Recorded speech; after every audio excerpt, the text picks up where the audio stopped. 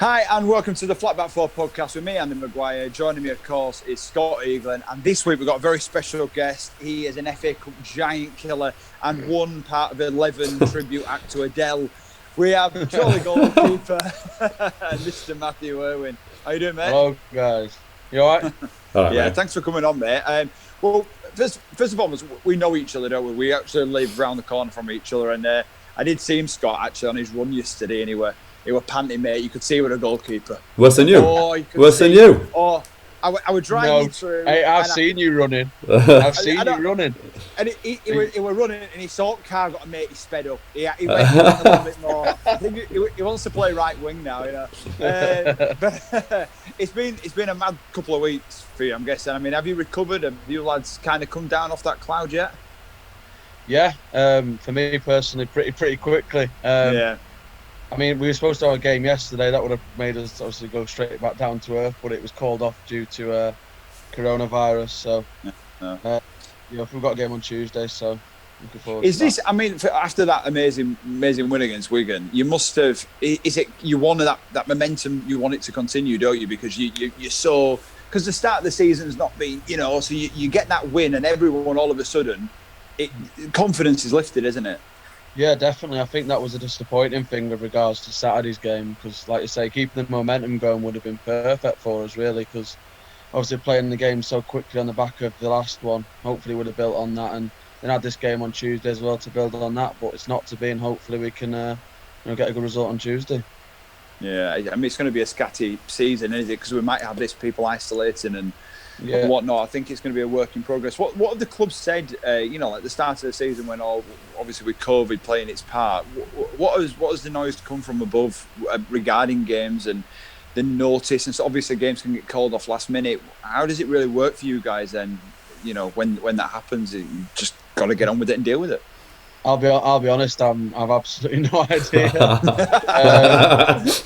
We just kind of do what we're told, don't we? We just turn up for training as normal, turn up for the games as normal. But yeah, but I saw that yesterday morning. I saw that Files game had been called off against. I can't remember who it was now, but their game had been called off, and I was thinking we haven't actually had any got games called off this year due to COVID. And then literally half an hour later, saw on the Twitter feed, bam. No, it's just disappointing, but so frustrating.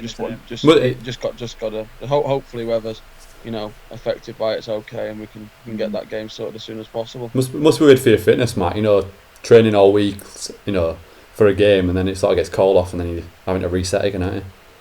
Yeah, normally with our pitch as well, it's actually quite good. It tears up quite a bit, but the groundsman's done a hell of a job there, and most of the games that we have actually are always on.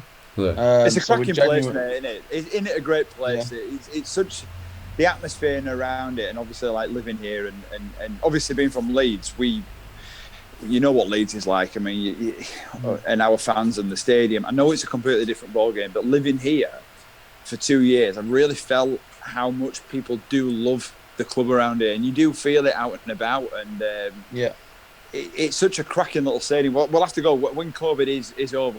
We'll try and do we'd like to get a few of you lads together and do a little tour of it and really show it, because I think it's so important. And I think grassroots football at the minute has been spoke about so much because of the financial aspect of the thing. And I know me and you have talked, about players getting paid and what's going to happen with the club, and you don't know sometimes when your next wage.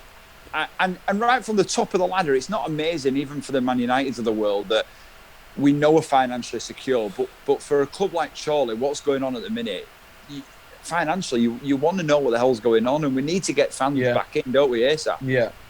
I think, obviously, with us now, I think that result against Wigan and obviously progressing now to the second round has done wonders for the club financially. Our next tie is against Peterborough, top of League One, so that's going to be a tough game. But once again, I think it's on television, so that's more money, more funds for the club. So absolutely, it's really good for the club at this time that we have progressed so far, because in the last few years we've got to the first round, but we haven't quite got over that hurdle. So it's really good for us this year, and come at a good time with the club's finances potentially being in doubt. Yeah, absolutely. Matt, when was the last time you actually played in front of a crowd then? Correct me if I'm wrong, were there a brief period where your league had some crowds in, or is it been no crowds in for since March I think time? the last time we played in front of a crowd was in pre-season. In the pre-season games, we played a couple of the Evo stick teams in the league below us, and they're allowed to put us in due to the fact that they're not classed as elite. Mad that, innit? And then we are classed as elite. Stay again. I can't believe that some of the grounds where you were allowed them at certain grounds, don't really think the system was put in place right, was it, at all? No, it seems quite bizarre, but I think the setup with the elite, I think it was something to do with during the lockdown, the first lockdown, National League and the National League North and South ended up playing the playoffs, so I think they had to be put in the elite category regarding, they had to be put in the elite category so they could play them games. So therefore, actually, us being in the elite category now actually kind of benefits us in a way, because we can still play football, and the government gave a grant towards the finances of the club anyway. Not sure that it's going to quite cover what the gate receipts would have got in, but it's better than nothing, I suppose. I mean, you're on 50k a week as well, so we've got to cover. After that performance, that would have been unbelievable save. Just getting into the game, Matt, because you produce a there were a good save that you made, but the clearance off the line before you guys got the eventual winner was an unbelievable piece of defending. Yeah, that's what Scotty's about. Scotty Lever, he's one of the players who you'd have in your team every day of the week. He put his head in front of a bus, mate. He heads and kicks absolutely anything. He blocks everything. He's brilliant, mate. He really is. Yeah, honestly, I thought it was that old school John Terry. It was brilliant to see. I was like, and they are the things when you play any level. It doesn't matter what. Me and Scott, we've played together for years, and there's the last ditch tackle. We even do it on FIFA. Last ditch tackle on FIFA. It's great. It's a great. Yeah. You can't. My missus laughs at me and stuff like that. And, you go. It's like, baby, you tackled someone. Yeah, but you don't get it. And it's unbelievable, isn't it? And when you go up and score, but the 10 men obviously would have helped. But sometimes people say it's harder to play against 10 men. What did you do when how do you regroup when you're there and you see that they get a man sent off? What was the game plan for Wigan? I mean, personally, for me, at the start of the game, for us at Chorley, I thought we were paying them a little bit too much respect. We were dropping off, and I mean, to a degree, we had to drop off and defend our 18-yard box. But as soon as as soon as they get like closer and closer, I was asking for the players to pressure the ball. And personally, I think that's why we were, we ended up 2-0 down, because they were getting a bit too much time in and around the box, which can't be allowed at our level. That is a minimum requirement, that we can press the ball around our 18-yard box.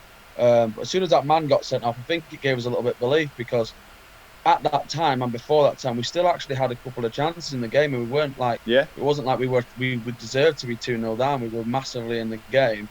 I think just the man getting sent off just gave us that little leg up that we needed. And I think, obviously bad tackle that we regrouped well, I think. Say again. It was a bad tackle that.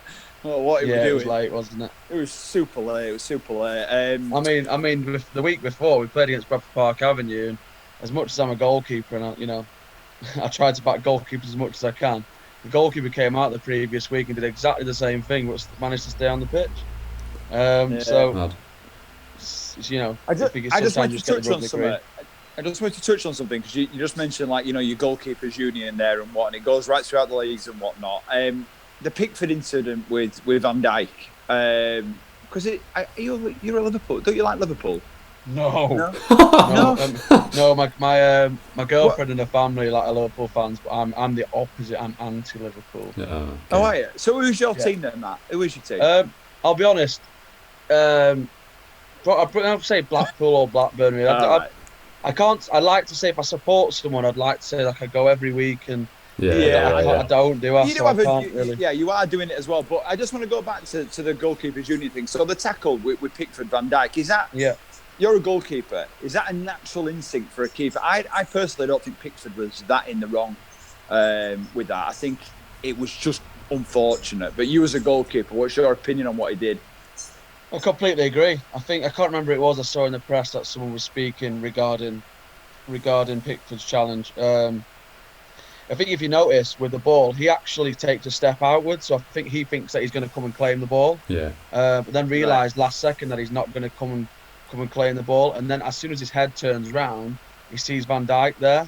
And that's a big figure. Yeah. for not one bit of me thinks he intentionally tried to hurt him. I just think Pickford actually ended in quite a difficult position. And he's ended up trying to almost spread himself. And he's ended up like almost scissoring him, hasn't he? But not, I mean, it looks, and when they do super slow mos, we all see that it always looks 10 times worse. Yeah, you know. But I really don't think it was as bad. I think it was one of them unfortunate things. Yeah, I completely agree. I completely agree. We've just heard that Robertson might have pulled his hamstring as well, so they literally will have all 4 defenders out, which I just can't even. I mean, that is unlucky, but yet the Premier League's still wide open. I mean, Villa could win it, Leeds could be Champions League, and you know, it's so bizarre. It's the most bizarre season. But I know what Scott wanted to touch on your career starting at Blackburn. So how did you get into Blackburn? What was the procedure there, and how did they develop you? You know, before you know, right at the beginning, they were your nurture, wasn't they? Well, obviously, I grew up in Blackpool. Ended up playing for quite a few Sunday League teams, but this is only when I was like 6 or 7 years of age. Ended up going to this tournament, which was our local tournament.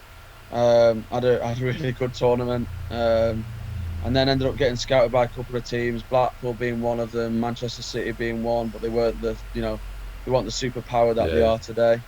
And Blackburn being the other. And Blackburn, I just turned up for Blackburn's facilities, and I just knew that was the club for me at that time. It was absolutely amazing. Being such a young lad walking in, I couldn't believe my eyes. It was amazing. The facilities at Brockhall Village. Did they look after you well as a young, being a keeper? Did they look after you? And how are things explained to you there with dietary, and then how you should act off the pitch? And is all that taught to you at a young age as well? Yeah, definitely. I think it hasn't had much of an effect on me for my dietary requirements now. Well, I know that, pal. But yeah, it's for sure. They've had a massive effect on the way I am as a person, for sure. I think I spoke to someone about this the other week. They were massive on, developing that person as well as a player. And I think they had a massive impact on me, on and off the pitch. So. Some people I'll be forever thankful. Do you have a coach there that you kind of looked up to? Sorry, Scott, just a coach there who guided you that you're still in touch with, or is it one of them you've done your thing, you left, or do you keep in touch with anyone there? There was a coach in my early time with the Goalkeepers called Vince O'Keefe. I'm actually really good friends with his son Josh now, who used to play for Chorley last season. Okay. So I've kept in touch with him from time to time. A lot of the goalkeeper coaches that I've had involvement with, Stephen Drench, who actually plays in my league now as far as the Celtic, so it'll be quite good. It'll be quite good to play against him this year. I'm really close to Drenchy. So yeah, I'd say mainly the goalie coaches, but Gary Bowyer, who's manager of Bradford City, Terry McPhillips, I think they're the coaches in my time at Blackburn that had a real impact on me. Who were there at Blackburn at that time, Matt? Who were the sort of big personalities there? Players. Players like, and who were competition for like goalkeeper there? Paul Robinson was number one. Was he? At the time. Yeah. All right. Mark Funn was there, Jake Keane, one of my good friends now, David Raya, who plays for Brentford. I don't know if you know who he is, but David Raya plays for Brentford. He not was there at the time. To be honest. I'm looking at Scott there and I was thinking, no. But I mean, obviously Paul Robinson. I mean, I've met Paul a couple of times, and he was a quiet guy, but he's very quiet. He's a nice guy, and he was. I thought. I mean, for Leeds, he was a top keeper, and he was one of them that his longevity. He played on until he was because he went back to Burnley. He went to Burnley, didn't he? Later on in his career. Then he went to Burnley. Yeah, he was. But he always seemed a bit of a top pro, and he always, he still looks like he could pull on a jersey now and play anyway. Well, Peter, his hair looks a lot better. Let's put it that way. I think he's had a trip to Turkey. I'll be following him. Don't worry about that. With Blackburn, then you went on loan. Was Stalybridge, wasn't it? So, when you go from that setup and then you go to Stalybridge, is it just a case of you getting game time and that is priceless and you're out there playing? Yeah, well, I was in the under-23s at the time, and for me, I actually said I had an agent at the time. I can't remember his name actually. I've had that many.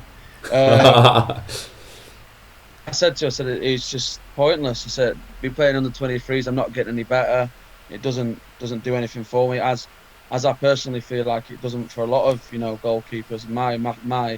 My real sort of piece of advice to young goalkeepers would be, as soon as you can, go out and play games at whatever level it may be. So we ended up going to Stalybridge Celtic, who were in Conference North at the time, and it was the best thing at the time I think I could have done. I really enjoyed my time there. I spent 3 months at Stalybridge. Possibly in hindsight should have stayed longer, but I was trying to get. I felt like I did that well. I wanted to test my wits at a higher level, and there was a chance of me going somewhere, but it didn't materialise. So that was disappointing. But yeah, Stalybridge Celtic was, massively positive experience for me. We bang on about How that. old were you at Stalybridge? Sorry, mate. Sorry, Scott. How old were you there at Staley? I think I was, I'm going to say 19. So young. Yeah, it's young for a goalkeeper, that, actually, isn't it? Because that's way before your prime, innit? We bang on a lot about it, don't we, mate? About the loan system, and if players aren't getting the times, and we see now more often than not, players are even going abroad to play. How much would you say that sort of had an influence on your career up to now, then, in terms of your first loan, and how important was it? And would you say that to younger players now, to just go out and get half a season, a full season under your belt in a lower league? Yeah, to be honest, I think it had a massive impact on me, because it made me first and foremost realise that I could play men's football. It was completely different. We're playing under 23s. You have the freedom of your 6-yard box. You can come and catch what you want. You can come and punch what you want. Whereas in men's football, it was completely different. I've had me flipping arms pulled down. I've had to head the ball away. I've had to do everything. It's just so much different. My one thing about going on loan at the time was actually, because I went on loan, it allowed David to play, who's now at Brentford. And it was probably, in hindsight, it was a really good thing for me to do, but in hindsight, it was probably thinking, well, Dad played a lot of games, he did really well. So therefore, he was then seen as the goalkeeper coming through. And I came back on loan. I came back from on loan to Blackburn. I only played one more game for the rest of the season. That was me done. So it was, But you can't look back, can you? Because you've got to take your opportunity at that time. What you think, we've seen loan players, young English players now starting to go abroad, like Scott said. And it's benefiting. Look at Jadon Sancho. God knows where he'd be now if he'd have stayed. But then you got Phil Foden, who did stay, and he stayed. And now and maybe he was. Well, we don't know what goes on behind closed doors and stuff, and we've tried to Ian Dowie over young players staying and whatnot, but. Phil Foden said, no, I'm going to sit here, and we think David Silva's going to retire. I'm going to step in. But then Jadon Sancho went, I'm going to go. And you can see it from both sides. And if you fall lucky, unfortunately, you felt that, then he gets in. But you've got to take your chance. But for you, you're only, 25, 26, aren't you? So where, at the minute, and Chorley and everything, but what is the goal? Do you think you... Excuse the pun, but what do you see yourself playing at that higher level? Is this Chorley for the time being? You want to get seen, putting good performances? Because Scott made a great point. Goalkeepers, until you're 31, you're considered still quite young, like 26 to 30. You're like, nah. 31, we see keepers have 10 years. Yeah, I'll say at this minute in time, I'm very happy doing what I'm doing, but. Yeah. I'll always say this to anyone who asks me. I know I'm good enough to play league football. I agree. I've seen you play.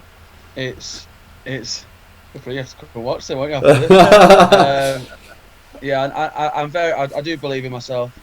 I think it's just if you get that bit of luck, you get that chance. I do believe in myself, but like I said, I feel like the amount of time I spent now at Chorley, and I've been promoted at Chorley. We've now obviously progressed to the second round of the FA Cup. We've done some really good things. So, it's a club that I do feel, find really close to my heart now. Got a lot of good people there. People that I've made a lot of friends for life there. So, I'm really happy where I am at the minute in time. But there is, say again. Thanks, mate. I know you don't want to leave here now. I've moved here.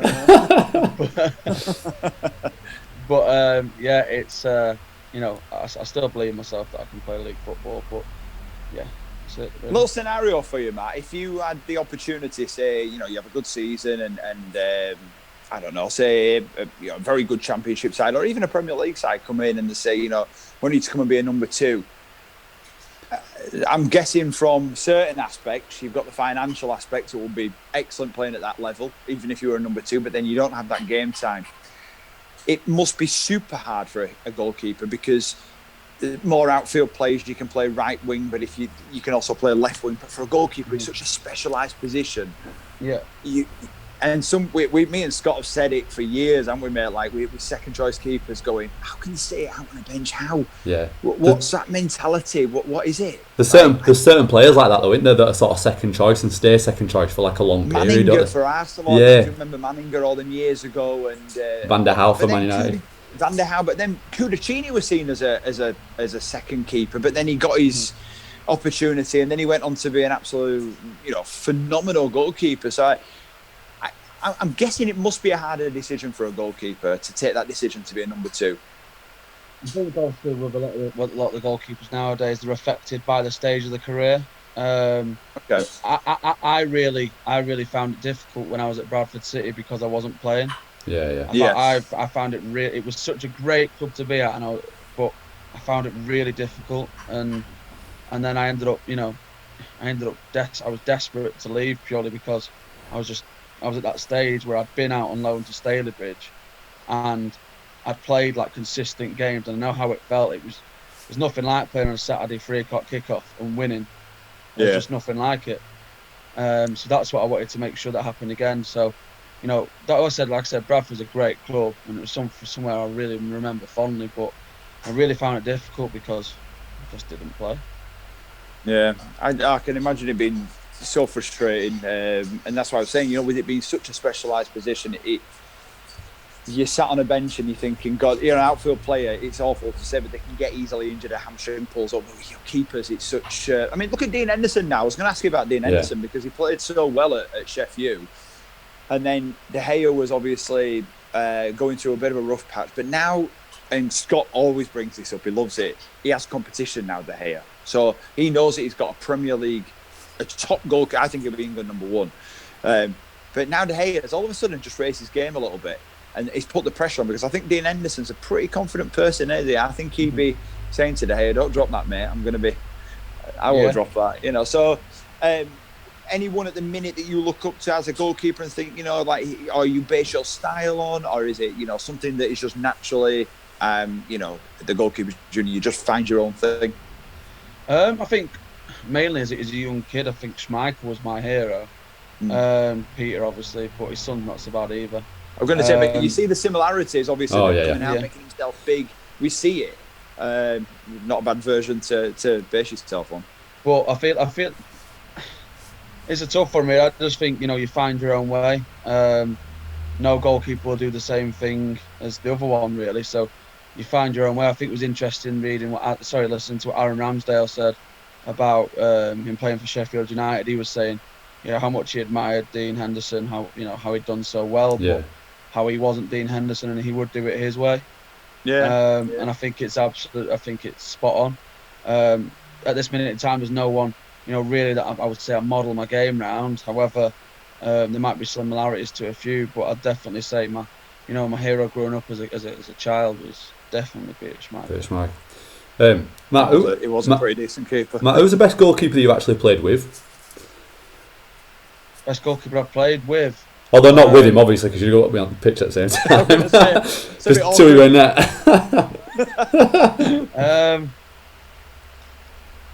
I think. Have I got it? I'll say David. David's right up there. But if you're going for names, I'll probably, Pickford's got to be up there as well. Yeah. But for me, I spoke about Jordan. I always use it as an example to the young goalkeepers I coach. A massive thing that I took from working with Jordan was that he was so mentally strong. Okay. So the fact is, you see the thing with Dean Henderson. You see he's almost, verging on the arrogant side, isn't he, Dean? Yeah. And I think Jordan is also at times. But the thing is with Jordan, when I'm watching him at Valley Parade, playing for Bradford, he kicked one out of play and all the fans were going, whoa, whoa, and I was like, whoa, they're on his back here. Yeah. And he was trying to do the right thing. He was trying to play it out to the fullback. And then the next ball he tried exactly the same thing, and it was spot on. It was bob on the money. And I was thinking, most goalkeepers would have just kicked that up the pitch, and they wouldn't have gone for an absolute safety, Simon. And they wouldn't have just got it on the pitch. But he tried exactly the same thing again, and it kind of made a lasting sort of impression on me. Yeah. And I thought, yeah, he's got a little bit about him. But I think, he definitely is a really confident goalkeeper. And even though he's been under the press, he's been under the cosh from the press recently. Do you think he's deserved that? Do you think he's deserved? Because he has made mistakes. We can't. Yeah. But he hasn't put a foot wrong for England, and that's why Southgate is kind of sticking with him. And I think he should stick with him for the time being. But we are blessed with a lot of good goalkeepers at the minute. Yeah, I think when you're England's number one, I mean, Joe Hart's seen it, and countless other goalkeepers have seen it. If you are making mistakes in the Premier League or whatever your league you're playing, you're going to be under the cosh. As Harry Maguire's also seen with defenders, they're going to be under the cosh. For me personally, I wish the country backed our players a little bit more. Yeah. We do like to slam them. Yeah, it seems like it's the complete opposite. But like I said, if you're making mistakes in the Premier League, you are going to come under fire. But for me, he's still 100% our best goalkeeper with the ball at his feet by a mile. Yeah. Do you think that's like the difference between maybe a top goalkeeper and somebody like me or Andy? That it's the more the mental side of it. That I guess for a goalkeeper, you could be 88 minutes doing pretty much nothing, and then in the 89th minute you're expected to make a worldie. I think it's huge. I really think it's huge, because if you make a mistake, for example, in the first 5 minutes, and you let it affect you for the other 85 plus add-ons, you're snookered, aren't you? Yeah. I think it's a massive side of the game that people on looking don't realise. If you're an outfield player and you misplace a pass, or you're an outfield player and you miss a shot on goal, or you miss a sitter, you're going to get another chance, or you can run after the ball and make. Whereas a goalkeeper, you might make a mistake in the first 5 minutes, but you might not touch the ball for the next 20. So it's how you react to your mistakes and how you deal with that, and that is something I massively try and get across to the young goalkeepers I coach, that mentally, if you're not there, then unfortunately you're going to struggle. Yeah, different goalkeepers as well. I've noticed, you have your shot, like Joe Hart. We know we're always is very vocal, but then Petr Cech's just seemed very calm, very, and I think does it matter on your defence in front of you as well if you've got shouters? I mean, I don't know what they're like at Chorley or what teams where you've played, but does that make a difference if they're talking, or are you just constantly, with your two centre backs all the time? Because some are just a cool head. Some are shouting. How do you fall into that? Do you think, are you always talking to your centre backs? I think it depends on your character as a goalkeeper. Personally, obviously, I would say I'm a bit in between. So it completely depends what's happening. I'm not really someone to go around giving people rollickins. It's not really me, unless I feel like they deserve it. I'm probably more of a shouter in training than I am in a game. I think in a game I'm pretty calm. Unless something goes seriously wrong, or I feel like there's not been enough effort put in, then I'm going to say something. But I think, as like I said, I go back to mentioning the young goalkeepers I coach. I spoke to him the other day, and I felt like he was speaking to his defenders in a bit of an aggressive manner, which I get, I understand. But at the same time, if you make a mistake, they will also be allowed to speak to you in that way. So sometimes I feel like you need to manage your defenders and speak to them in the correct way, so they also respond to you in the correct way. So I think it really is about gaining that sort of trust and getting that relationship with defenders, that they trust you also. So I think that'll help in the way you speak to them. I know Scott wanted to talk to you about Asmir Begovic, didn't you? Yeah, and have you got a partnership with Begovic or something, or are they just the gloves that you wear? Yeah, they're the gloves I wear. I know David Sanderson, who is working with Asmir Begovic in the glove brand. They're absolutely fantastic, to be fair. I really like him. Is he one of goalkeepers you look up to at the minute then, Begovic? Who has me? Yeah. I think, to be fair, I think he's done really well. He's gone to AC Milan and he's come back and to Bournemouth, and he seems to have done really well. But I always thought he was a top goalkeeper when he was at your Portsmouths and your Stokes. I always thought, and obviously when he got that move to Chelsea, I always thought he was a top goalkeeper without anyone actually massively shouting about him. I thought he went about his business quite quietly, and he always seemed to be very, very consistent. Yeah, he's the James Milner of goalkeepers. Yeah, he's one of those. Quite possibly. Yeah, he's one of those who's quite calm though, and he's quite calm, and you don't really hear much from him. I've heard him in interviews, and he seems like really intelligent. He's really level-headed. Right, now I've got to ask you something, Matt, because you think you were going to get away with it, but the Adele song after the game, right? Okay, so first of all, why that song? What was the why Rolling in the Deep? What was the thing in that? Also, sorry, someone like you, wasn't it? Sorry, why was it that song?